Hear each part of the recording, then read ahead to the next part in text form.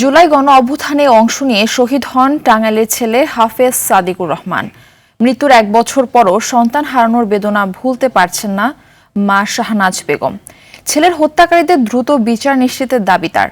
সাদিকুরের মৃত্যুর পর অভাব অনটনে দিন কাটছে পরিবারটির।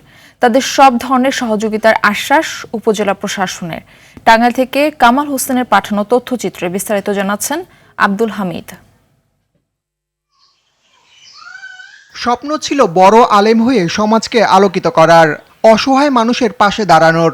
কিন্তু সেই স্বপ্ন দুঃস্বপ্নে পরিণত হয় টাঙ্গাইলের ঘাটাইল উপজেলার সাদিকুর রহমানের। 2024-এর 19 জুলাই ঢাকার উত্তরায় বৈষম্য বিরোধী আন্দোলনে অংশ নিয়ে প্রাণ দিতে হয় তাকে। সন্তান হারিয়ে পাগলপ্রায় মা শাহনাজ বেগম। সন্তানের স্মৃতি কিছুতেই ভুলতে পারছেন না তিনি। বুকে চাপা কষ্ট নিয়ে চেয়েছেন সন্তান হত্যার বিচার। আমার ছেলে হারিয়ে আমি খুব নিঃস্ব, খুব অসহায়।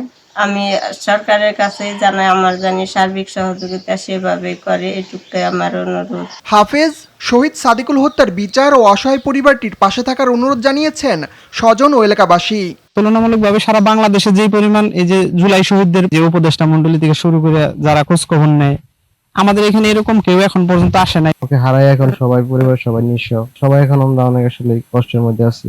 আশ্বাস দিয়েছে আমাদের এই ব্যাপারে যদি ইনশাল্লাহ সরকারিভাবে কোনো হয়, ইনশাল্লাহ আমরা আশাবাদী। পরিবারটিকে সব ধরনের সহযোগিতার আশ্বাস দিয়েছেন ঘাটাইল উপজেলা নির্বাহী কর্মকর্তা।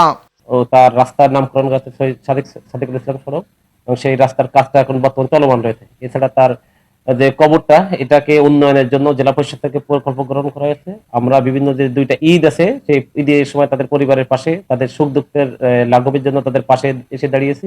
অন্যান্য কোনো সহযোগিতা লাগে তা উপজেলা প্রশাসন সেটা করতে প্রস্তুত। হাফেজ সাদিকুরের মতো শহীদদের রক্তের বিনিময়ে নতুন বাংলাদেশের স্বাদ পায় মুক্তিকামী বাঙালি জাতি। স্বজনদের প্রত্যাশা, তাদের আত্মত্যাগকে সম্মান জানিয়ে শহীদ পরিবারের পাশে থাকবে সরকার। আব্দুল হামিদ, RTV।